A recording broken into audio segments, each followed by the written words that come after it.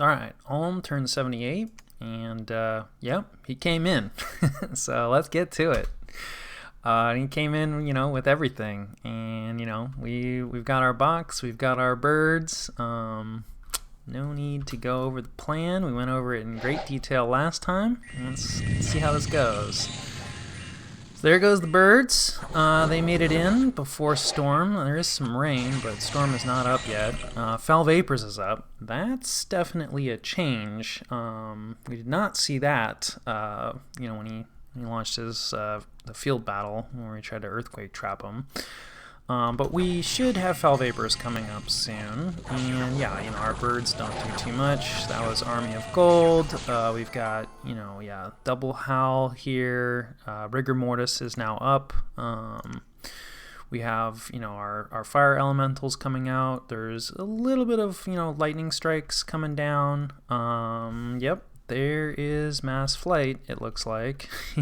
Some cubes and everything. It's always hilarious watching them take off. And then, on our side, we've got Weapons of Sharpness, Legion of Steel, all that good stuff. Let's see, these guys, the Terracotta, they are already poison resistant. So we got our cold resistance. I think this is just our natural cold resistance. Our fire resistance. We are taking some poison damage. We also did ground army, so we've got some shock resistance. I'm not sure why our poison resistance. Yeah, this is our caster. What did she do? She did mass protection instead. Oh boy, that's not good. So if you're eagle-eyed, you probably noticed that this is not enough to pull off Serpent's Blessing. I think you need at least Nature 3. And this is one of the things when you're trying to maximize, get as many spells out as you can. Now shifting boosters around, and at one point she was carrying a Thistle Mace and she totally could cast Serpent's Blessing, and then I shifted it off to somebody else and the UI didn't update, right? So it still looked, it wasn't marked as red. That's like, she's not going to be able to cast this, and I missed the fact that she wasn't going to be able to cast it. So while we did have it scripted, it is not going to go off, which is really bad news, because, foul vapors. I mean, in the good news department, okay, I think that was Will of the Fates on our side. Yep, so everybody's lucky, so that's good at least. They'll be harder to kill with poison. And obviously, like our mechanical men, we have a lot of stuff that doesn't care about poison, and we do have a few of our commanders scripted to, give themselves, poison resistance on their own, just because I'm kind of paranoid. It isn't the first time that I've blown some scripting, and you never know when, your caster that's going to do the army-wide buff goes down, and Serpent's Blessing is not perfect protection, whereas the self buffs with 25, definitely perfect protection. So some of our casters will be okay. Our Axe Warriors are in deep trouble, and our Warrior Smiths are probably screwed. But, most of our Foul Vapors is a slow wipe, so at least most of our spells will go off. We have Darkness up now. And I'm not sure why there was... Yeah, okay, here they come. I'm not sure what that was. Oh, you know what? I think we did some sort of, Rust Mist or, so we were trying to destroy equipment, to, again, lengthen the battle. I didn't really talk about that, because, I forgot about it last time. So at least destroyed their armor, although it looks like the weapons aren't destroyed yet. So the thinking is okay, I want the battle to go on longer, so just destroy everybody's weapons, and so it'll be harder for everybody to kill each other, and the battle will go on longer. One slight problem with that, these guys are equipped with bronze, and most, maybe all, of the kind of weapon and armor destruction spells target iron equipment. So these guys do not care about that. We definitely messed up our own guys' equipment. So that's not good. Heat from Hell coming up shouldn't matter. We did manage to get that, like our protection for that up. Still not really sure, like, yeah, these guys are coming in sort of piecemeal. Not sure what's up with that. We did manage to get some of our bugs up. A lot of them are dead now, possibly due to, his troops. Also, not all of them are poison resistant. There's the flaming throwing axes.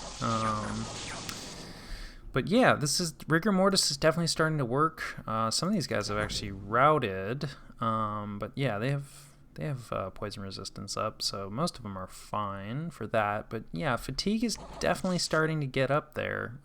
80, 60, stuff like that. For our human troops, they're still doing good, because we do have relief up. I don't think he has... Oh, no. Yeah, no, this is our relief. That's his howl, our howl, and then his foul vapors. Yeah, he does not have relief up, which is good news. That is the main portion of our plan. And of course, our mechanical men, they don't care about this hellscape that's been created. So, and we do have, what is this? Somebody's got a soul vortex, it looks like, but I don't know who. Oh, you know what? It's the communion slave, because our darkness caster put it on himself, and so it went on our other guys, which is kind of bad news, because, yeah, probably some of our mages are getting soul drained, so that's not great news.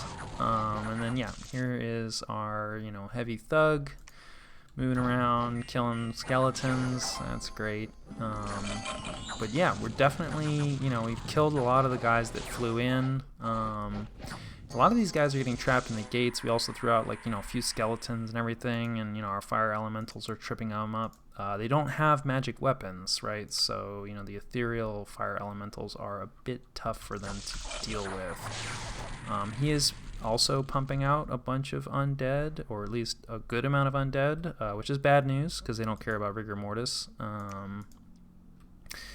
But yeah, so not all of his guys are asleep, but they're getting there. And certainly, a lot of his mages are probably, pretty asleep. Because, this guy probably a hellcaster. Looks like he got mute. So yeah, they've been doing, spellcasting is very fatiguing. A bunch of his undead are getting distracted by some wolves. That's great news. Howl doing its thing. And yeah, we still have a decent number of mechanical men. Unfortunately, I think a lot of our mechanical men are getting distracted by wolves. So, Howl doing work on both ends. But we do have a good number of troops moving forward. The poison is probably really starting to stack, a lot of our human troops. And there's a guy that, some of them are running. He's got a bunch of poison. He's got a bunch of fatigue. He's almost dead. I can see why he's trying to bail on this situation. And yeah, making more dead and skeletons, and yeah. So now it's just a question of are we going to be able to get our stuff through? And of course, our bugs are going to fatigue out. There is some danger, right? If we can block ourselves in this gate, and if we can't get out there, then that could be bad. We might get the kill just purely based off fatigue, right? Once these guys get up to 200 fatigue and beyond, they're going to start taking hit point damage, and because we have relief up, yeah, hopefully more of our casters will survive. Those that aren't going to get, poisoned to death. Oh boy. So yeah, we're definitely taking some losses here, but the plan is kind of mostly working. We do at least have enough priests. Most of our mages are also priests. None of them are really set to advance and cast spells. Probably a mistake. I was thinking with Mass Flight, he's going to be coming to me. Wasn't really, again, not sure. Some of these guys have fallen asleep, but why are they here in the first place? I mean, I guess some fire elementals and everything kind of got up here, but yeah, it's kind of odd that this is where they chose to go, and they're not choosing, to fly to engage. Obviously, the undead, they showed up after the mass flight, so they don't have mass flight. But yeah, wasn't really anticipating getting stuck in our own gate. So it's sort of just, the garbage versus the garbage. And this is good news for his foul vapors, unfortunately, right? It wants the same thing, it wants the battle to go on for a really long time. I think pretty much anybody that doesn't have, poison resistance on our side, like, yeah, there used to be, some add up to fire or whatever, he's gone now. Not so much with the warrior smiths. This one random warrior smith, has damaged equipment now, which we did to ourselves. Didn't really work out. For whatever reason, he's managed to survive the poison so far. Possibly some luck and just, lucky rolls in terms of like where the foul vapors clouds are hitting. But for the most part, barring like high HP units, like it's gonna be really hard for foul vapors, to kill off our regenerating pretender, or old Whitewood here, who's poison resistant anyway. But yeah, pretty much anybody that doesn't have poison resistance is gonna be pretty dead. And all of his guys, you can see the 10 is like enough. It also has mass regeneration, so honestly, like probably mass regeneration would be enough by itself. And then like somebody woke up and just made some bugs, and then immediately went back to sleep. It's just like, have we won? Nope. And make more bugs and go back to sleep and just pray that the mechanical men can carry the day. So we're gonna speed this up, but I think at this point, other than his undead, like everybody is asleep. Even King of the Mountains. Yeah, even like vine ogres and stuff. The liches, yeah, even they're falling asleep. It's not as bad. Yeah, you can see like periodically like guys will wake up and then just bail. Because I think, did we get a rout overall? Yeah, the armies of are routed. So pretty much anybody that's left is asleep. And slowly, oh so slowly, our mechanical men are finally making it out. And they should, chop down anybody that's left, which is good news. There's still like a lot of really valuable casters here. So yeah, this was not a clean win, but assuming that we can, actually, get some kills. Yes, these liches are dangerous because they're definitely waking up periodically and, clouded death and drain life and stuff, doing some nasty stuff. Definitely taking some losses there, but once we get rid of them, everybody else is pretty asleep. So like, yeah, terracotta warriors, they're not great, but since they're inanimate, they don't care about rigor mortis, and even terracotta warriors can kill sleeping mages. So yeah, the plan kind of mostly worked. Would have worked a lot better, I think, had we actually gotten Serpent's Blessing up, which is really unfortunate. But yeah, so let's take a look at the bill here. Yeah, we found a bunch of gear. Some of it's ours, some of it's his. On his side, he lost mostly, not quite everything. There was definitely some significant escapes. The King of the Mountains made it out. We got the King of Magma. Now these can be resummoned, I believe, but they can be resummoned. I'll double check this, but I'm pretty sure they can be resummoned by other players. So this would be a moment for us to try to like steal the King of Magma, if we had the gems, which we do not. But yeah, losing 19 Gudus, that's huge. These guys are not cheap, and that's a ton of fort turns. Some of these are, even aside from King of Magma, obviously a summon. These guys are both pretty expensive summons, I think. So yeah, killing these guys off is really important. We got some Ishibs, 5 of these Shamans, who I think they're not slow to recruit, but I think they can only be recruited outside of forts, so they do end up taking 2 turns to come in. Also quite expensive. So, you know, annoying to recruit and expensive. Those are the kind of things you want to kill of the enemies. And you do not want to lose those of your own. And then, of course, like, yeah, pretty much all of his troops for the most part. You know, some Urguard made it out, but yeah. So this part is good. This part is bad.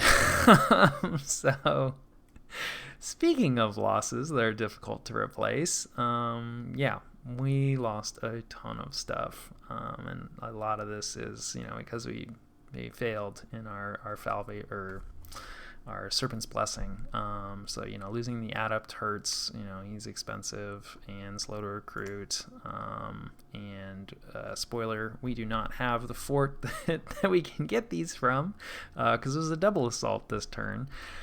We burned out the Communion, or they died from Foul Vapors. So yeah, you know, these Crystal Sorceresses, we can only get them out of the one fort. We haven't had it for that long, so this is a big chunk of, you know, like, yeah, we can't do Communion shenanigans for a hot second anymore, at least not as many. We lost one of our Flame Spirits. That's 30 Fire Gems. We lost 9 Shamans. You know, Shamans are, you know, expensive, cheap for a mage, cheap-ish, but not super cheap. And, you know, to lose 9 of them is brutal. 5 Warrior Smiths, 3 Chiefs, not so bad. All of our Axe Warriors, every single Axe Warrior, which, you know, I mean, they're not that expensive, but 70 is a lot. All of our birds, not surprising. All of our Gargoyles, that's a lot of Earth Gems. 30, so like half of our Mechanical Men. And you can see, like, yeah, these guys did the majority of the killing. Axe Warriors did okay, but that was not really their moment to shine in the darkness and the Rigor Mortis and the, you know, Foul Vapor. It was a rough time to be a living unit, and even our Terracotta Soldiers, you know, did decent work.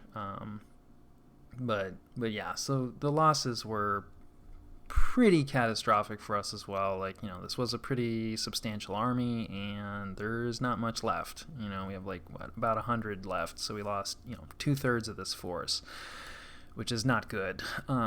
So the plan worked, but, you know, that critical hole, which is all the worse, you know, because definitely planned for it, but just, you know, blew the plan. Like, this could have been a much better victory. And, you know, people talk a lot about how, like, super combatants and thugs are often kind of like vanity projects, and that, like, you really probably better spent, like, saving the gems on the gear and using those guys as casters. And I definitely think this is a case where this is absolutely true, right? Because this is our Ivy King that we kitted out. Well, guess what? He could have cast Serpent's Blessing without that Thistle Mace, and I think he would have been way better spent as a caster. I mean, you know, it says that he got 24 kills, so it's kind of like, oh yeah, that's like kind of significant. But if we just, you know, follow old Whitewood here for a second, and see the caliber and quality of the kills that he's getting, you see, I mean, he's mostly probably killing, like, wolves and stuff. So, like, here's a thug that came in, so, and it looks like he's going for him. But, like, yeah, so, you know, he didn't even kill that Urguard. He got killed by a lightning bolt. You know, he's just doing a bunch of missing. That was hopefully probably Vine Willow that got the hit, but maybe the Fire Elemental. Yeah, there you go. So, you know, I mean, he's taking out this counter thug. You know, so that's good. But, like, this guy is already almost asleep. Like, this guy was going to go to sleep. Like, the Mechanical Men definitely could have handled this situation. So, you know, that's cool. Whitewood got him. That's actually better than I thought. But, like, now, like, what? I should probably turn on team-colored squares here so we can tell, like, is this our bug, his bug? Yeah, now he's going, he popped the skeleton. Great. You know, more skeletons and stuff. It's like, you know, okay, sure, you know, he's getting some kills, but another skeleton, more skeletons. You know, I mean, he's not the worst thug. Now he's just chilling on the walls. I guess he can actually attack guys from up here. So, you know, he's just killing some wolves and some soulless. Now he's coming back, you know, so it's like, Did he do nothing? And like, no, like, he did stuff. This isn't like the worst little thug to have built into your army, but would he have been much better spent as a caster, saving like 2/3 of our army? Not that he would have saved everybody. Definitely, people were dying to his units and his spells. Wasn't all foul vapors that did the killing. 70 from the liches, although a lot of those are probably wolves. Let's see, who probably did put up the foul vapors? Wow, the cubes got a ton. Those cubes are dangerous. So let's see, it was probably a shaman, and I don't think it actually shows it because it's not like a direct spell that does like the killing. It's indirect, so I don't think we can actually see the kills from foul vapors, but I don't know. How many did we lose to foul vapors? I think quite a few. Would have saved a lot of axe warriors, would have saved a lot of our mages. Anyway, not to harp on it too much, but yeah, definitely when I saw this battle and how it shook out, I was like, I absolutely should have not bothered thugging this guy and used him as a caster, even if it's just temporarily, because I knew, because I was shuffling around boosters and everything, that it was going to be tight trying to cast everything that I wanted to cast. And it's like, I have another caster right here, so it's like, just take the gear off, even if it's just for a battle. You can go back to your vanity project after this critical battle, use him as a friggin' caster. That was definitely a mistake, and I paid for it.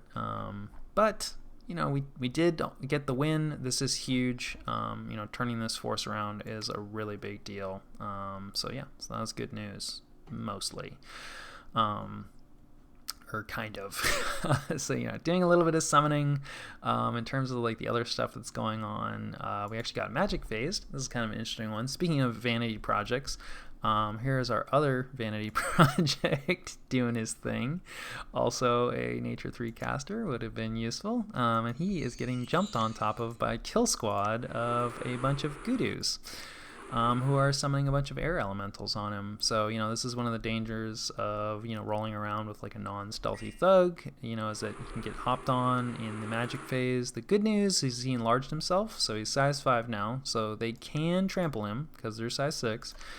But, he's got quite a bit of regen, and, as soon as he gets a hit, pretty much, okay, this guy's size 5 now, right? So this air elemental cannot trample him anymore. So he really just kind of needs to get, like, one hit on each air elemental. Of course, here comes another round of air elementals. So this is not a cheap raid by luckily, a lot of those air elementals are getting distracted by our PD, so that's good news, because the more time that he has to get rid of these other air elementals, the less likely that they're going to overwhelm his regeneration, although they are doing a good job, so he's got, 20% hopefully?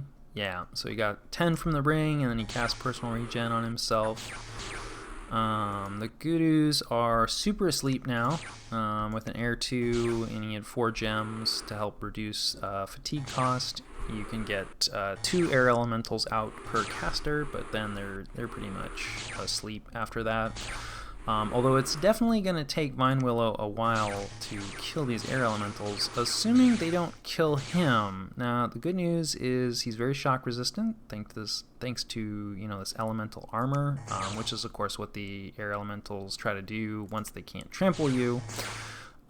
But yeah, pretty much once he fixes the trampling problem, he is super immune, and he's got no encumbrance, so fatigue is not an issue even with his quickness boots, and even we don't have any reinvigoration on him whatsoever. Normally that would be a huge problem in this sort of situation where it's taking him a long time to kill these guys, but encumbrance 0 is very nice. There's a reason we chose him for our vanity project, mostly because we saw Helheim do it, and, they're like, hey, we can do this. So yeah, not the worst chassis for your heavy thugs, but yeah, and then now the Gurus have woken up, and of course the AI is always like, hey, more units is always better. And in this case, because he has this Faithful, which is a nice weapon, but it's not super killy, right? So yeah. Now, luckily, he has his shocking shield, so that's going to help him a lot in terms of moving forward. And, he's, yeah, right? So it's like his shield lets him move forward, basically. I think if he didn't have his shield, I think this battle would probably time out. But because he has his shield, like, he is able to move. Now, he's got a long way to go. And I forget how to bring up the battle rounds. But yeah, this is going to take a long time, and it might time out. But it did not time out. He did manage to work his way up the stream. 103 kills, so it took him a long time. One Guru did escape, but he managed to kill 3 of them. So yeah, Vine Willow did good work there. And I believe he became a hero from that. Yep, a new famous hero. His awesome presence. I'm not actually sure what that is. We'll have to take a look after we look at some other battles. So yeah, missed with some site searching, cast Astral Window. What is this? Some more raiding, I think. Yeah, just Axe Warriors doing their thing. Actually, a decent amount of PD there. Took it out. We are getting raided in Kailasa. And I always tell people, like, or as tell people, as saying, like, oh, Niflheim's got to patrol his forts, blah, blah, blah. It's like, I know these guys are loose, and am I patrolling my forts? Not really. I mean, I've got the bird patrollers, but really the birds should probably be home, because, yeah, they don't have cold resistance, right? So this guy's got a chill aura. And he's got a frost brand, and he's ethereal, and these guys are just birds, and they're like, what the hell are we doing here? So they're just bailing. And then it's just the PD. So yeah, this does not go well for us. And one of our capitals gets locked down, and I really probably should have seen this coming. I was kind of super focused on like those assaults, and yeah, just didn't really think to add to our patrollers here. So that was nicely done by and then we retook a province, and he left no PD, and then he's continuing to do some raiding. Yep, specters, they can work. And then let's see here. Yeah, this is I think that we've seen this Troll Shaman Raider, I believe. I think this is the guy. Yeah, he's got the Marvel armor and the Frost brand. But he runs into our army that is massing, and yeah, he's definitely not up to the task. He is not a super combatant, so we knock him out, which is nice. And then we do a bunch of raiding back. This was not a raid. I'm not sure what happened here. This is probably a misclick. I was probably just trying to move this scout around, and he dies. And then this was us. I was just kind of curious. I forgot to mention this, but I just threw a Wraith Lord. This was the army that we watched in that assault. And I was just kind of curious. This is just a completely unkitted Wraith Lord. Has an affliction, and just wanted to see if it was going to trigger gem usage, and kind of like how he would die. It does not trigger gem usage, so, an unkitted Wraith Lord does not trigger gem usage. And, yeah, like, I think he probably just gets taken out. Yeah, like, these summons, they get the magic weapons, they don't care about the invulnerability and everything, and they have really high strength. So, yeah, they deal a ton of damage, and this is, like, piercing damage, too, so, regular armor gets reduced. So, yeah, these guys are really good. They are also sacred, so they get to carry the bless, which doesn't matter too much for them. They don't mind the shock resistance. But, yeah, like, pretty much just one of these guys. I mean, a couple more show up, but, yeah, they kill them really easily. So yeah, I was just kind of curious, thinking about, like, well, maybe I'll try, like, sending a Wraith Lord in to mess with some of these armies, but, like, yeah, watching that, it was like, yeah. Somehow 2 Gurus did die. Not sure how the heck that happened. That must have been, like, friendly fire, because there's no way, like, we did not do any killing. Maybe, like, yeah, they got set on fire. That's the thing. Anytime you put an army through its paces, like, you never know when you're going to get lucky, right? And yeah, a lot of these guys got super set on fire, actually. He almost lost, a few other casters. You always have to be careful, when you get these really intense or really like any kind of heat or cold aura. You got to be careful about throwing them right in the middle of your troops. Yeah, he lost a Bone Reader too. So yeah, this was actually totally worth it for us, because I mean the Wraith Lord, he's immortal, so we're gonna get him back. He had no gear on him, so just sort of poking, like I said, kind of wanted to see if it was going to cause gem usage, and also wanted to see how he was going to die, to kind of get an idea about, if we did want to try to cheese that army with the Wraith Lord, how would we go about doing it? What are we going to need to worry about? Those summons are super bad news. I don't think we're going to be able to cheese those. Any army that has even just a few of those is going to be a really tall order to cheese. So yeah, our Spectre doing some raiding against some barbarians. Let's see, is this, yeah, it's the Wraith Lord. This is our Spectre. This is probably Vine Willow because he got jumped on, and yeah, now he's going and doing his raiding. Oh, interesting. It was this battle that pushed him over the edge, I guess, for his heroicness, or maybe that only takes effect at the end of the turn. I'm not actually sure. So yeah, and then this was the other. Oh, this was our guys running away, right? So we have a bunch of mages come out, they just run away, and then we throw a bunch of birds, and yeah, this is the other army that's going after our other fort. So yeah, the birds are not going to do well against that. We do manage to kill a few archers and a cube, or possibly, yeah, maybe also some friendly fire. They also managed to steal some of our birds and our Great Hawk, which is kind of sad. He's the bird commander. I think he was set to retreat eventually. And then because we lost our fort here, so this is that same army coming in, taking our fort. This is just, yeah, kind of just some random stuff. We're going to do like a little bit of elemental summoning and etc. But this does trigger gem usage for this army, so possibly worth it. We do actually end up burning like a decent number of gems, and yeah, we don't really do much. That was some Phoenix Pyre from us. And, he had too much fatigue, so he just died. And yeah, they just kill everything, and I don't think we get any kills out of that. Let's see.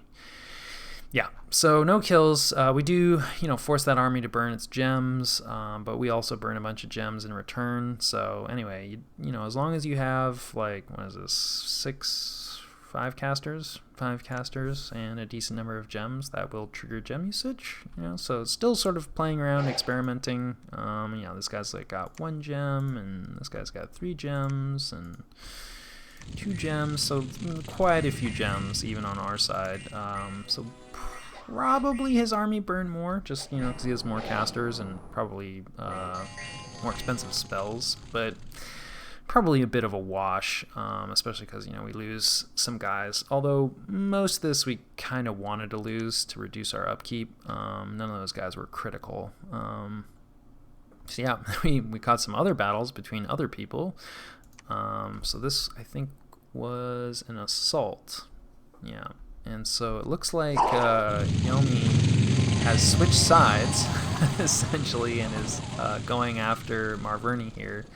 Or has decided that, well, Marverni is, not long for this world, and he wants to grab what he can. A lot of big spells coming down. I think this is Bloodletting that we're seeing, which is sort of the blood wipe, and is kind of similar to Earthquake in the sense that it just does, immediate damage. It's not like damage over time. It doesn't do a ton of damage, possibly even less than Earthquake, although it might be armor negating. I'll have to do some research. But it's definitely one of those spells that you have to stack to get good benefit out of it. Although it looks like it's only showing on Yomi's side, so I wonder, it might be, I think there's like some sort of demon power. Rigor Mortis coming up, Life After Death coming up. There was a Wind of Death, I think, from Marverni, although we might not be able to tell anymore because whoever cast it very well may be dead from birds. Yeah, maybe not actually. I think Wind of Death hits everyone, so it was probably actually coming from Yomi. But it does look like he hit a bunch of his Ko-Oni and stuff. Probably doesn't matter though. It's like normally you want to be kind of careful about throwing out, a battlefield-wide wipe, especially because like these guys don't have pretty decent magic resistance. He probably, yeah, this is from anti-magic, so he boosted it up. But these guys have the ghost form. So yeah, I don't think, it looks like they're still decaying in the ghost form, which is kind of interesting, but their max age is really high. So probably not going to matter for them. So yeah, I would say this is a case where with the second form and the high max age, probably worth it to Wind of Death. And then yeah, that throw flames is actually like pretty effective. It's just something these Oni can do, and like the throwing the poison and everything.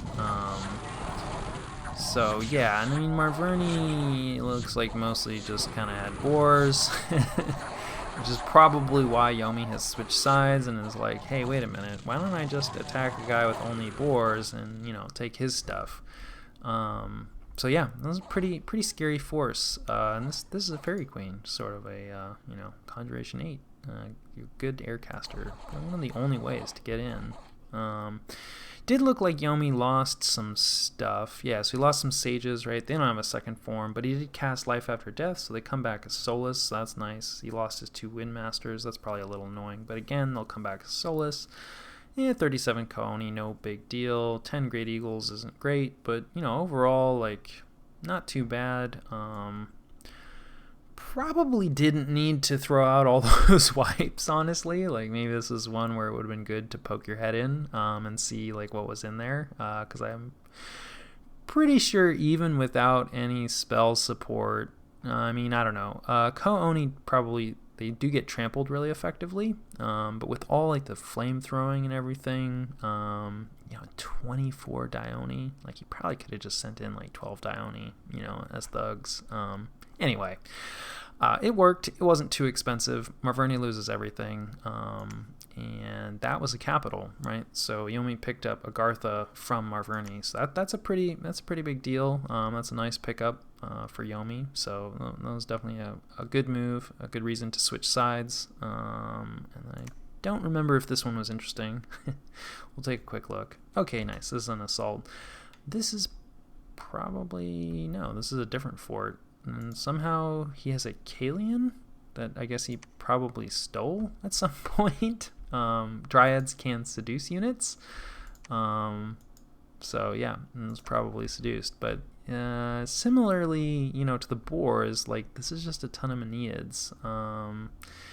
We saw those white centaurs go down, and those are very difficult to replace because they're capital only. Maybe would have liked to see some Darkness, Wailing Winds, classic from Helheim.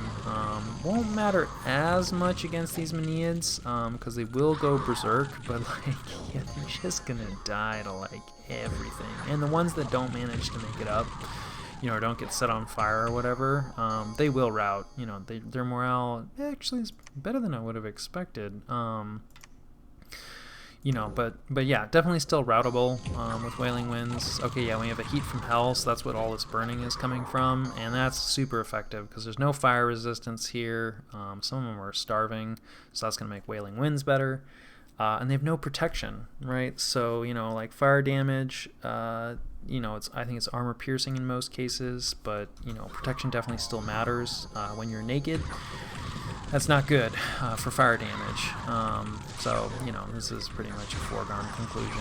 Not necessarily the strongest force from Helheim, although, good amount of mage support. He did set his Troll King on fire, but, he's got 15% regeneration. So a little burning is not going to kill him. So yeah, Marverni is looking. Oh, sorry, that was Pangea. Pangea also looking pretty much done. Helheim loses basically nothing in 344 Meneids. Not really an army, just a bunch of chaff. So yeah, and then Hinnom is, I think, hopping back on top, or he is poking. So he wants to see what's inside this castle, and rightly so, because he's been burned before. And I mean, this is looking, definitely reduced, but these statues are kind of tough to take out. These pole marks, we've seen them before. They're gonna be really nasty. We've seen, I mean, this is nothing to sneeze at. So yeah, he's just poking his head in to see what he's up against before he goes in again. I think that is a wise move. And then, we get some events. That's nice. Some extra province income. Of course, another false prophet. We found an Scout, so that's good. And then we're under siege in Land Pristine, but this is the army that we beat that try to come in, so we're in no danger of this fort being cracked currently. And then let's see, and then of course we're under siege in Colossa by that lone Spectre, but he's not actually going to be able to break in. And let's go take a look. What is it? He has an awesome presence or something. Oh, nice. Okay, so he gets awe, and his leadership gets boosted a bunch. So yeah, that's cool. Maybe he has no head slot. Awe combines pretty well with fear, so you can usually put a fear hat on somebody that gets awe, and that's definitely a good combo. But Ivy Kings don't have a head slot, so can't wear helmets. So yeah, I don't know. It's not bad. And it's always cool to get a hero. So yeah, what are we doing? Well, we got Underspring here to worry about, and this force is completely undamaged and ready to roll. And there's also some remnants of various stuff that retreated. Not really too much on top of it, although there is the King of Flames. So that was probably the guy that we saw that dumped a ton of fire gems. So he's probably bringing them up to do some casting as support. But there isn't really too much on top of this fort anymore. But this army is ready to rock. It could go a couple places, and I'm thinking it's going to come here to this province 13, because from here he would be able to threaten either one of these forts, right? Well, both of which we want to hold on to, right? Obviously, this is a capital, very valuable. We are breaking siege, with sort of what are we breaking siege with? Yeah, a couple Death Casters. Death Casters are pretty good. Dust to Dust does quite a bit of damage to undead beings. So gonna try to send them forward with some maidens, and hopefully that'll be enough to kill the Spectre, assuming he hangs out. Doing some counter raiding here and there. I think we're also patrolling now on our forts so if those Spectres try the same trick, we will hopefully kill them. But anyway, so we're amassing our army with more stuff. We're also starting to work in a bunch more human troops. Hopefully we have a appropriate Serpent's Blessing caster somewhere in here. I'm sure I definitely do, of course. Yeah, here we go. Okay, yep, and he's nature 3. Okay, so this should go much better. Not going to go through this whole army, but pretty similar. Again, we just have this box. There is an issue with the Vine Ogres. Just because they have so much HP, they tend to suck up all of your buffs. So we do have a line of them, in front here that should just be going in immediately. Yeah, attack rear, so we're just going to get them out there. They're going to try to soak up some evocations and stuff. And then, we've just put the rest of our Vine Ogres on top of the actual our human troops that we want to receive a variety of buffs, and so that way hopefully our casters will focus on this nice lovely chunk of hit points, and not this chunk of hit points that will hopefully soon be out of range. And then we have a bunch of our inanimates up here, our gargoyles and etc. We have our wyverns down here, and then just all kinds of buffing and spells and etc. So yeah, we don't need to go through all of this just yet. because we may not fight. We'll see. Now that said, like I don't think he can move through this connection, right? Because now, like, he is more, in our dominion. It is also starting to become winter, which is good news for us. I think, he does more fire magic than we do. Certainly with all of his, Kings of Flames and Magma and etc.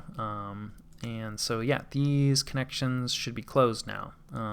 So, he can move into this cave, but he cannot actually move into Kailasa from here, because this is also like another, essentially like mountain pass. So it can only be passed when it's warm. So unless he wants to withdraw, which he probably doesn't, then, he's going to come here. So yeah, we're gonna try to meet him, and like we'll see how it goes. And I mean, he might withdraw, right? He did just take a big loss, but I don't think so, because I got in contact. I think he actually got in contact with me, and actually like congratulated me and was like, yeah, Mechanical Men and Rigor Mortis, like that's a really cool combo, which was very gracious. It's always nice when your opponents don't have to be your enemies, if you will. So I definitely prefer having a good rapport with whoever you're battling against, because it takes two to put these battles together. And it's really fun. So yeah, that was I think he even said, he's like, yeah, maybe got a little overconfident, which I do think he did. But he is not interested in ending the war, because I definitely offered. I was like, well, like, I was trying to convince him. It's like, hey, like, why are we fighting? Like, we should be fighting Helheim. And like, I don't think he disagreed. He was definitely getting a little burned out by this game. I think he said he was looking for a sub at the moment. And just kind of felt like this was going to be a fun war that he felt that he could win, and he wasn't too worried about like winning the whole game. So like, while in the big picture it probably would be better if he wanted to win the game, to stop fighting me and to go fight Helheim, maybe, right? I mean, like, he has a massive army over here, and he probably has other reinforcements and etc. moving up in my direction, and like this would take a long time, like, to march, like, boy, so many turns to march over to Helheim. So I mean, like, yes, like Helheim is probably far and away the game leader at this point. Maybe not far and away, but and it does look like Marverni's done some raiding back. So maybe, but I mean, now that Marverni's getting attacked by Yomi as well, I just think they're in deep trouble. And of course, we know Pangaea is basically done. So anyway, probably it would be better for us to work together against Helheim, even for him, even considering that his army is like way out of position. But I mean, if he eats me, right, and it takes Helheim, a long enough time to, start focusing on him, like, there's definitely an argument to be made, like, even if he's just trying to absolutely win the game, to eat me first right now, because he's in position to do that, and he feels that he can win this war. And he might be right. I mean, I think I would be in a much better position if I hadn't devastated this army. There's a lot. There's not nearly as much here. Yeah, I mean, this is it, right? And to that end, we're actually trying to like break out and retreat with all of this, and we're basically just giving this fort up, which in retrospect maybe shouldn't have done that. Like, I think I might have missed the fact that this connection is closed now, and I was thinking he might be able to directly jump onto this fort, and it's like it's not in danger of being cracked. So I actually think staying inside might have been the better play rather than trying to break out and retreat. At the same time, it would be nice to link all of this up, and just in an absolutely massive death stack, or doom stack, death stack, whatever, a big old stack of stuff, because he has a big old stack of stuff, and there's a good chance we're going to fight soon. So anyway, he was not interested in peace, and I do think this is going to be a fun war. It's been a fun war so far, so I'm happy to resist, and I think we have a decent chance to hold him off. Long term, he could probably grind us down, because I do think that he is a bit bigger, but the situation could change, right? Helheim might decide that he, wants to eat some of right? There's a throne that's pretty close, here. So, things change a lot in Dominions. So just because it's not looking great right now doesn't mean that we won't win in the long run. So yeah, we're continuing to bring in our Wraith Lords when we can, starting to kit them out, a little more, a little heavier kitting. This guy is looking to kill a Spectre.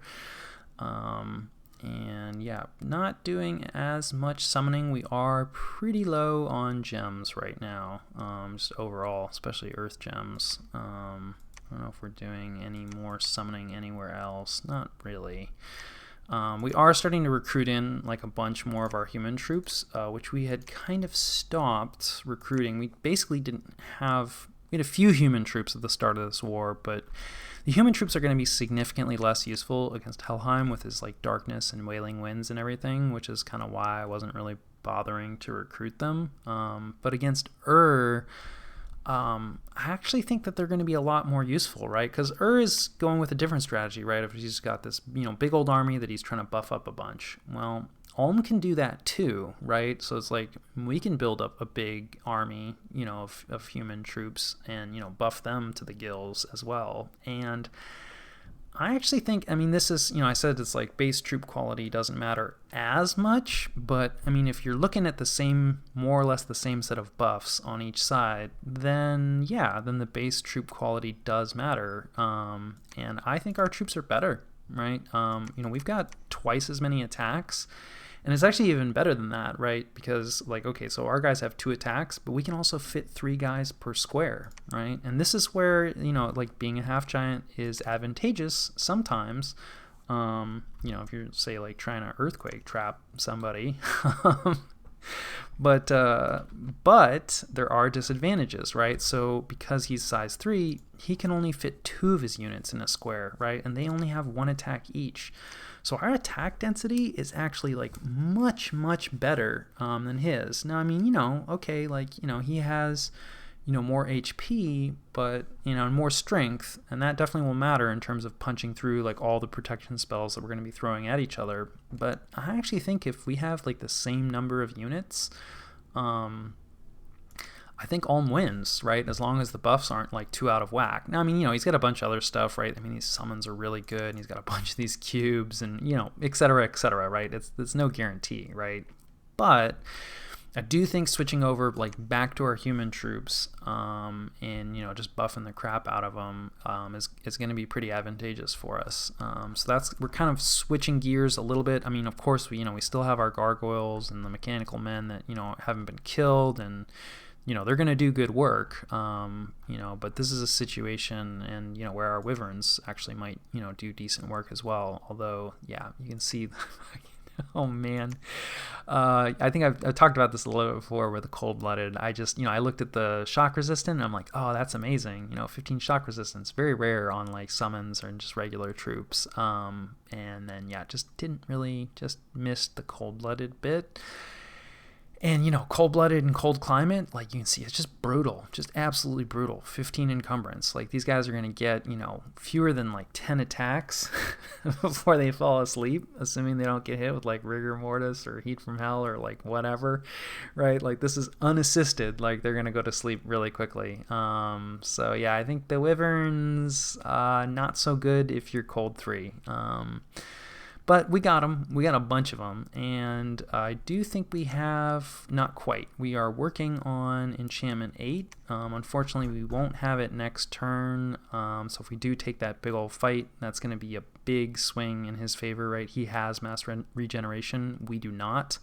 Mass Regeneration is not as good on our troops. But in the situation where it's a really grindy fight where both sides have a bunch of protection buffs up, even for human level health, regeneration definitely matters. But we're not too far away from that. So if for whatever reason the fight doesn't happen, we just need 2 turns roughly, assuming we don't lose any research. And then we're sneaking in Evocation 7 for reasons.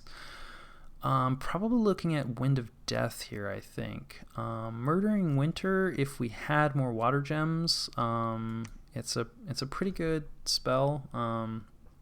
It's like an army killer. But again, against giants, we'd need quite a few, half giants, we'd need quite a few casts of this. And we need like so many water gems. So the good spell, not really usable for us. Firestorm is the fire wipe. But yeah, I think we're really looking at like maybe Cloud of Death and Wind of Death. And I think, let's see, I don't think we're doing it yet.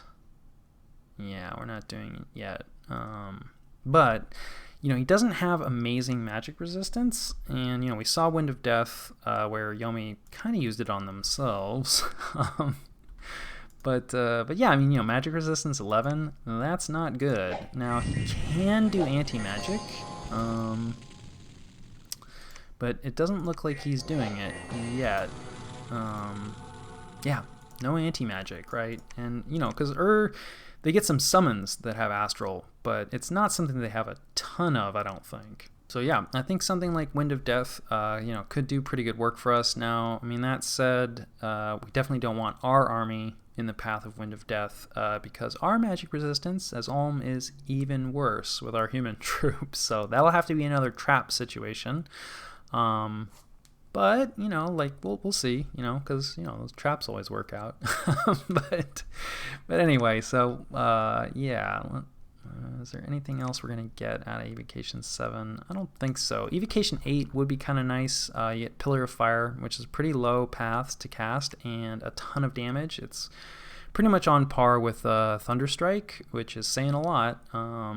So yeah, this is a really good spell, and we have some casters that can cast it. So I don't know if it'd be worth it to go up for that, but yeah. And then some of our Wraith Lords, if we give them the staffs and whatever, or we do a little bit of wiggling, we can do this Cloud of Death. Armor negating, and it's a cloud, so it just hangs out and it's going to keep doing this damage. It doesn't cost much fatigue. The area of effect is really big. Also not going to be great with our human troops in the mix, right? Magic resistance negates. We will not be negating this much. But, if we bring out like a bunch of Wraith Lords and maybe, make a bunch of skeletons or something, it doesn't affect undead beings. So again, like maybe sort of a trap situation. Honestly, like maybe combine it with like some Wind of Death. Make a bunch of skeletons, have some Wraith Lords, dump out some Cloud of Death, do an air empowerment. And have a Wraith Lord or somebody cast Wind of Death, and like something like that could work. We're definitely a little ways off from that, because we need 2 turns for Enchantment 8, and this is if the army fails kind of thing, or we're probably gonna have to face more than just one army. So like even if we manage to beat this army, like they're probably we can see there's other forces, like no doubt other armies will be coming in, and ideally we can cheese them.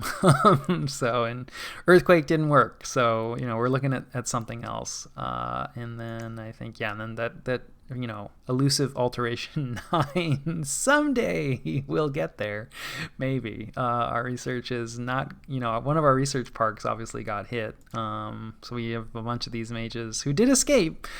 Unfortunately, and this is probably because this province got captured, they really only had one place to go, and that's into this cave, and they can't actually make it into Colossa because this guy, he's got mountain survival, so he can, make the trek through this snowy mountain pass. These guys do not, so they're making the only move available to them, which is into this other cave. So, like, they're just continuing to run. They're having, kind of a Mines of Moria experience here. So yeah, hopefully our research park escapes, because we would like to get these guys back in the lab and researching. This definitely hurts our overall research. And of course, we lost a ton of mages here. Also hurts our research a bunch. So yeah, anyway, a bit of a longer turn, kind of a mixed bag. Was hoping that with the Bloody Nose, and there wasn't a totally successful Bloody Nose, but I was thinking that possibly he might be interested in peace, but it definitely sounds like is gunning for us, and this is probably going to be our last war, and yeah, hopefully we'll win it. So that was turn 78.